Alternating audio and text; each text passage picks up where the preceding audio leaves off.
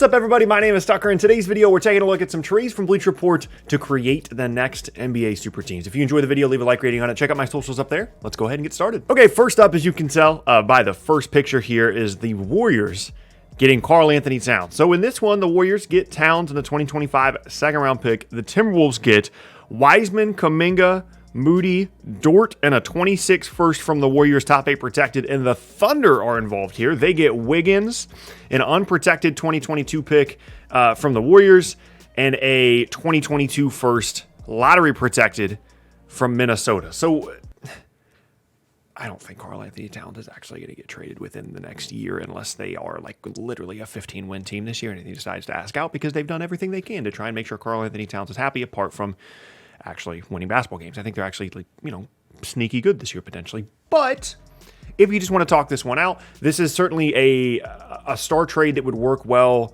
for Golden State in terms of their current roster construction, because a lot of the other trades that we have been looking at is how can the Warriors, use Wiseman, Kuminga, Moody, future draft assets, Wiggins, to get a star. All the stars that have come available reportedly were Lillard, Beal, guys in the backcourt that would help them, but they don't necessarily fit within the roster super well, or Ben Simmons, who is a front court player, but alongside Draymond Green, doesn't really fit. Towns in this Warriors system would probably make like 8 threes a game. It would be absolutely ridiculous. It would be a super fun team to watch. They'd have to figure out a way to make sure that he is good enough defensively to keep them afloat. I mean, they're giving up everything, right? The Warriors trade package that they constantly have in their back pocket of Wiseman, Wiggins, Kuminga, Moody, future picks.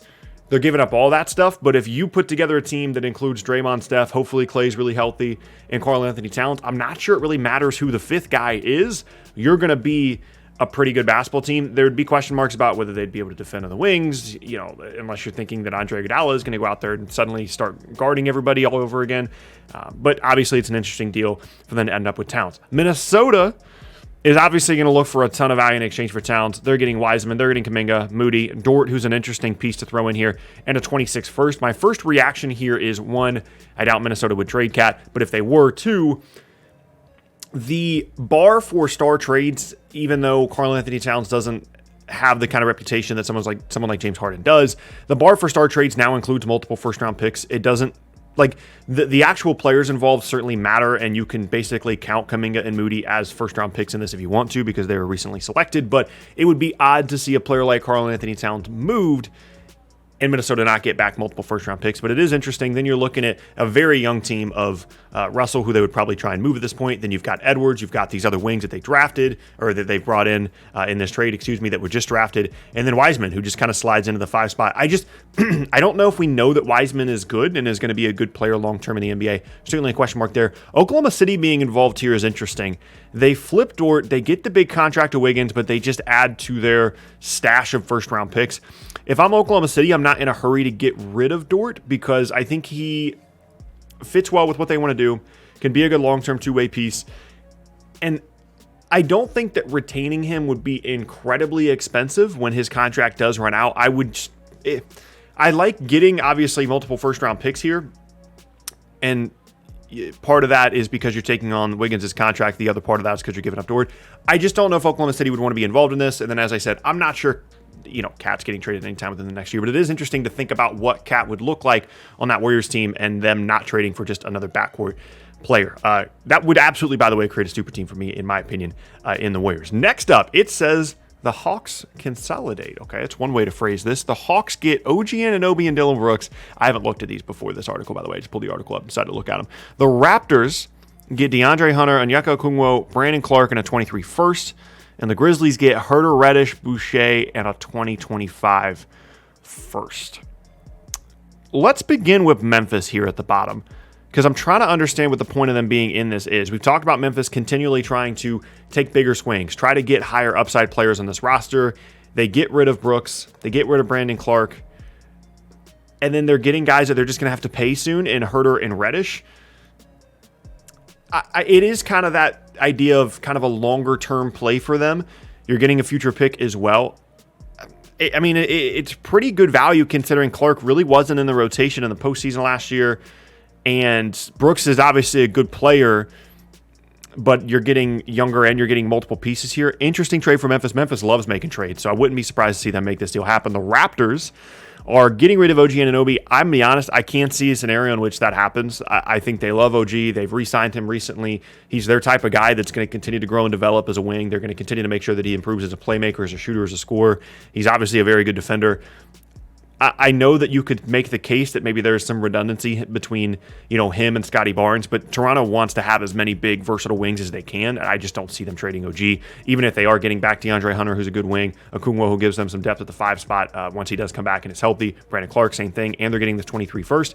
I don't see any way Toronto gets rid of OG, but if you're Atlanta, you're giving up, a lot of assets here. You're giving up Herter, Reddish, Hunter, Okungwo, a first. This is a package that you could have talked about for them in the past of going out and getting a star, and you're getting OG Anunoby and Dillon Brooks. But the point of this is obvious, right? Brooks is a backcourt partner alongside Trae Young that is going to be able to defend, play on both sides of the floor, and help them kind of cover up some of their defensive weaknesses. And same thing for OG Anunoby. You're getting a more proven wing in exchange for a handful of younger guys like Hunter and Reddish that are good, but aren't as proven as someone like OG. Is this a super team? No, in my opinion, I don't think that creates a Hawks super team because you're adding OG Anunoby and Dillon Brooks. They're probably better, but this would be a kind of a strange and interesting, almost all-in move from Atlanta because you're giving up, a lot of the younger assets that they've been kind of holding in their back pocket for potential star trades down the road. This one's a weird one. I'm out on this one. I don't love that one at all.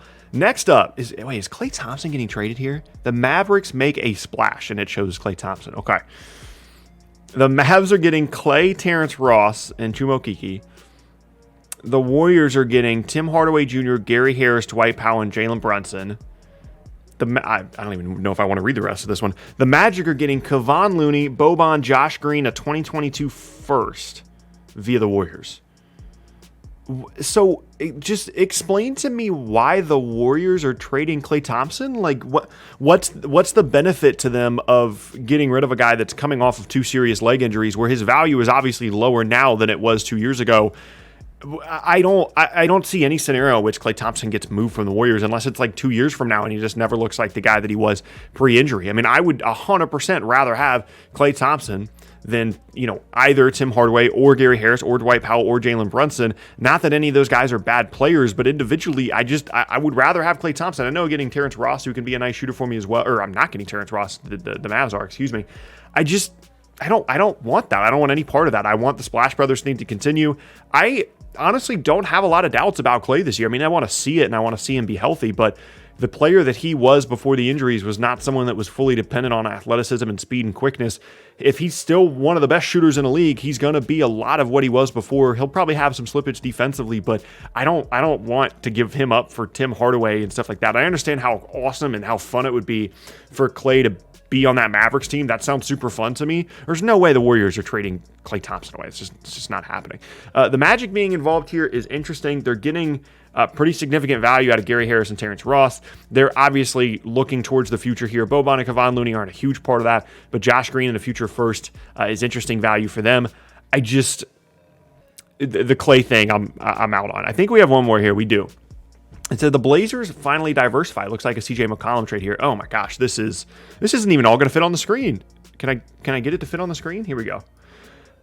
Portland gets Jaylen Brown, Miles Turner, Garrett Temple, and Torrey Craig. They give up CJ McCollum, Robert Covington, Anthony Simons, and a 2024 first. Okay, the Pacers are getting Brandon Ingram, Covington, Pritchard, a future second. They're getting rid of Turner, Brogdon, Craig, a 2022 first, and a future second. The Celtics are getting McCollum and picks. They're getting rid of Jaylen Brown, Peyton Pritchard. The Pelicans are getting Brogdon, Simons, 2022 first, 24 first, future second, losing Ingram, Temple, and a future second. So let's just talk about what each team is trying to do here from bottom to top. The Pelicans are like, okay, the Ingram thing doesn't work with Zion. Let's get some more complementary players. Let's turn Brandon Ingram into multiple things in this roster. So that is Malcolm Brogdon, who is a competent backcourt player that can run the offense well for you. They need good backcourt play. That's a nice addition for them. Anthony Simons, some upside there, 2022 first, not good value, and a 2024 first. In my opinion, not good value in exchange for Brandon Ingram.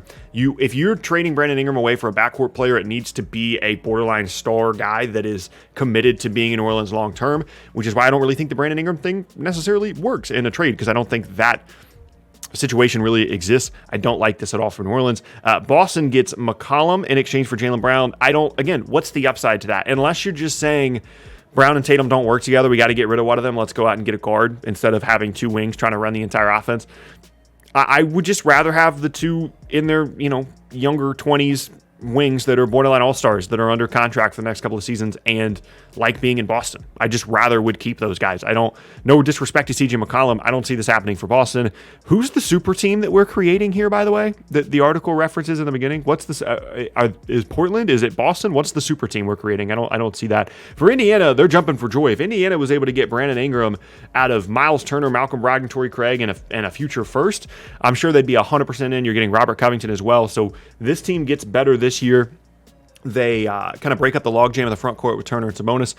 I love that for Indiana. And then Portland, if Portland is able to get Jaylen Brown in exchange for CJ McCollum, again, jump for joy. And you're getting Miles Turner. These top two teams are getting way better value, in my opinion, than the bottom two.